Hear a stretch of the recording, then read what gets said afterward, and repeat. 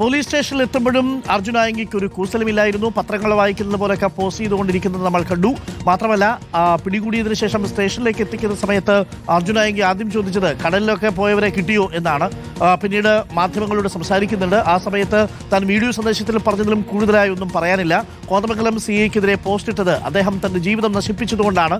ഇതുവരെ മർദ്ദിച്ചിട്ടില്ല, മർദ്ദിക്കുമായിരിക്കും, ചാവാനും തയ്യാറാണ് എന്നൊക്കെയാണ് അർജുൻ ആയങ്കി പറഞ്ഞത്. AK അഭിലാഷ്, ഒട്ടും കൂസലില്ലാതെയാണോ പോലീസ് സ്റ്റേഷനിൽ ഇപ്പോഴും അർജുൻ ആയങ്കി?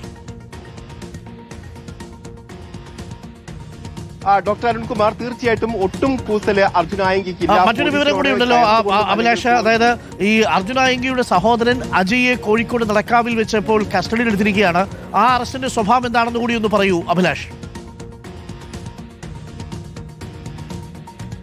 തീർച്ചയായിട്ടും അജയ്യെ ഇന്നലെ രാത്രിയോടുകൂടി ഏതാണ്ട് 12 മണിയോടുകൂടിയാണ് പോലീസ് കസ്റ്റഡിയിലെടുക്കുന്ന സാഹചര്യം ഉണ്ടായിരിക്കുന്നത്. അതായത് അർജുൻ ആയങ്കി നേരത്തെ തന്നെ ക്രൗഡ് ഫണ്ടിങ്ങിനുള്ള ഒരു നിർദ്ദേശം നൽകിയിരുന്നു. സോഷ്യൽ മീഡിയകളിലൂടെയൊക്കെ അത്തരത്തിലുള്ള നിർദ്ദേശമായിരുന്നു നൽകിയത്.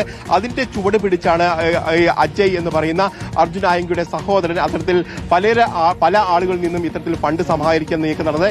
ഈ ഫണ്ട് സമാഹരിക്കുന്നത് പോലീസിന്റെ ശ്രദ്ധയിൽപ്പെട്ടതോടുകൂടി ഇതിന്റെ എവിടെയാണ് ഇതിന്റെ ഉറവിടം എന്ന് അന്വേഷിക്കുന്ന ഘട്ടത്തിലാണ് ഇത് അർജുൻ ആയങ്കിയുടെ സഹോദരൻ അജയ് ആണ് ഇത്തരത്തിൽ ഈ ക്രൗഡ് ഫണ്ട് നടത്തുന്നു എന്ന് ബോധ്യപ്പെടുന്നത്. അതിന്റെ അടിസ്ഥാനത്തിൽ ഇന്നലെ ഉച്ചയോടുകൂടി തന്നെ അജയ്യെ പോലീസ് ട്രാക്ക് ചെയ്യുന്നു. വൈകുന്നേരത്തോടു കൂടിയാണ് അജയ്യെ പോലീസ് കസ്റ്റഡി എടുക്കുന്നതെന്നാണ് നമുക്ക് ലഭിക്കുന്ന വിവരം. ഏതായാലും 12:30 അജയ്യുടെ അറസ്റ്റ് രേഖപ്പെടുത്തുകയായിരുന്നു ചെയ്തത്.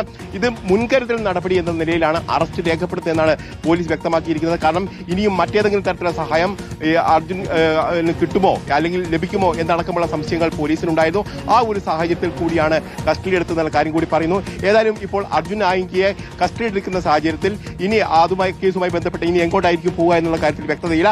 ഏതായാലും മുൻകൂട്ടിയുള്ള ഒരു തീരുമാനത്തിന്റെ അടിസ്ഥാനത്തിൽ അർജുൻ ആയങ്കിയുമായി ബന്ധപ്പെട്ട എല്ലാവരെയും കസ്റ്റഡി എടുത്ത് ചോദ്യം ചെയ്യാനുള്ള നീക്കമായിരുന്നു ആ ഘട്ടത്തിൽ പോലീസ് എടുത്തത്. അതിന്റെ ഭാഗമായിട്ടായിരുന്നു അത്തരത്തിൽ അറസ്റ്റ് കൂടി ഉണ്ടായിരിക്കുന്നത്. ഏതായാലും അർജുൻ ആയങ്കി തൃശ്ശൂരിൽ നിന്ന് കോഴിക്കോട്ട് വഴി അല്ലെങ്കിൽ ഈ കണ്ണൂരിലേക്ക് എത്തുമ്പോൾ ആരൊക്കെ സഹായം ചെയ്തു എന്നടക്കമുള്ള കാര്യങ്ങൾ പോലീസ് ആ ഘട്ടത്തിൽ തന്നെ നിരീക്ഷിച്ചിരുന്നു.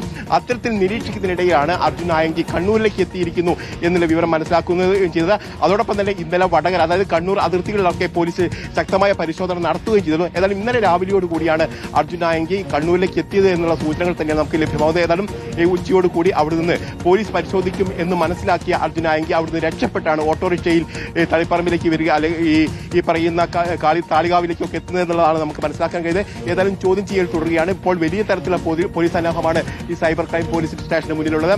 CI ആണ് ഇപ്പോൾ ഈ കേസുമായി ബന്ധപ്പെട്ട് ചോദ്യം ചെയ്യൽ അടക്കം നടപടികൾ കടക്കുന്നത്. നമുക്കറിയാം, വലിയ തരത്തിലുള്ള പോലീസ് സന്നാഹമാണ് ഇവിടെ നിലയുറപ്പിച്ചിരിക്കുന്നത്. ഒരു പക്ഷേ അല്പസമയങ്ങൾക്കകം തന്നെ അർജുൻ ആയങ്കിയെ പുറത്തിറക്കാനുള്ള സാധ്യതയാണ് കാണുന്നത്.